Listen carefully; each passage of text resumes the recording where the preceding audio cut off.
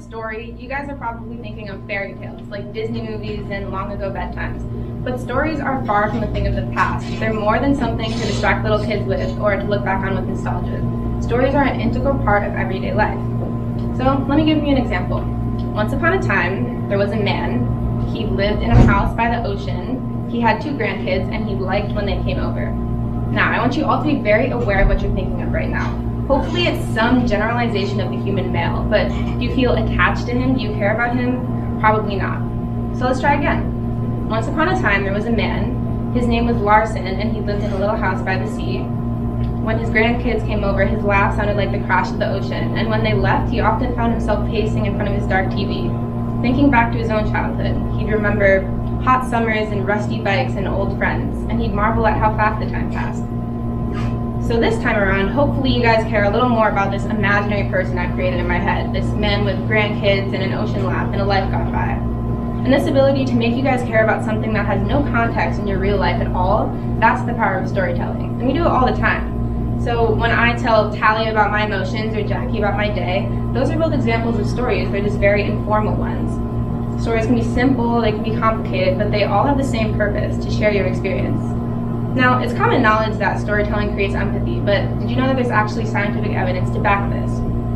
So when someone's telling a good story, one that you're engaged in, the storyteller and the audience actually begin to sync brainwaves. So once upon a time, Larson was walking through the beach by his house. His 2 grandkids ran out in front of him, racing each other through the hot sand. They laughed and screamed and played in the ocean, and Larson just smiled and watched.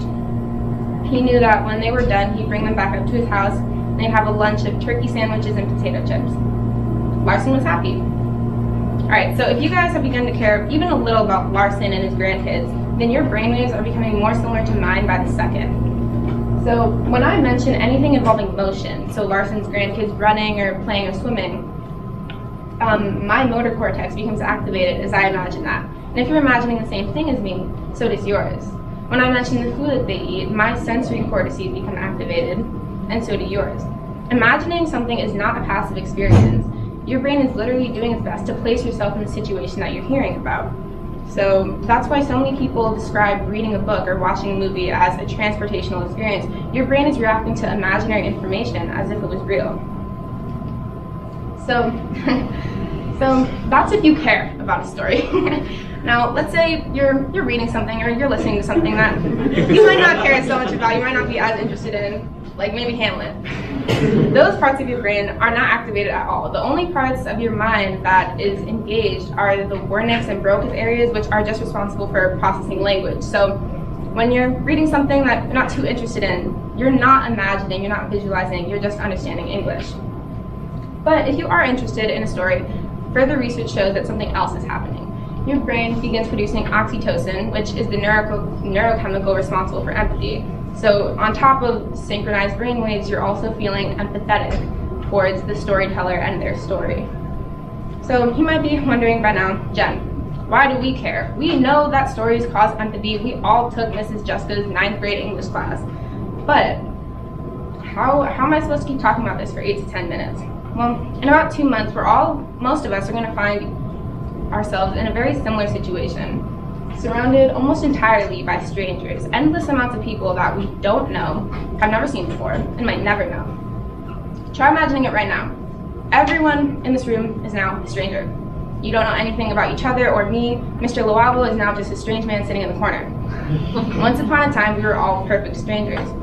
So what would you do if I told you that you had to make friends and loved ones out of the people around you? Okay, you guys can be friends again. But that scenario is very real and it's happening very soon. Many of us have already begun the process of meeting new people online through like Instagram, Facebook, all that stuff. And I did the same thing as you. So before my best friend got in the same school as I did, I was looking for a roommate.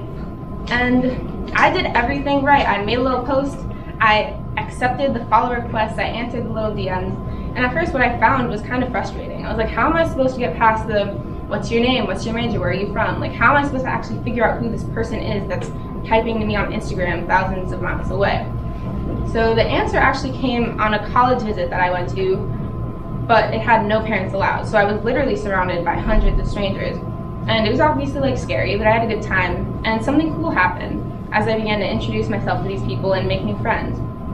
I don't remember now, months later, their names, hometowns, and majors, but I remember the stories that we told each other afterwards. So I remember this kid telling me about how he got his pet hedgehog, or a girl telling me about her experience at boarding school. I even met another camp counselor, so I told him about the time one of my campers peed herself because she was so scared of peacocks and the word mad in mad science. And then he told me about how his camper pooped himself on purpose, so yeah. But stories are like the literal language of forming new relationships and maintaining old ones. They're like a strange type of currency that you can exchange, but you're not just exchanging information, you're trading in brainwaves and oxytocin, empathy. So, point, stories make people care about us.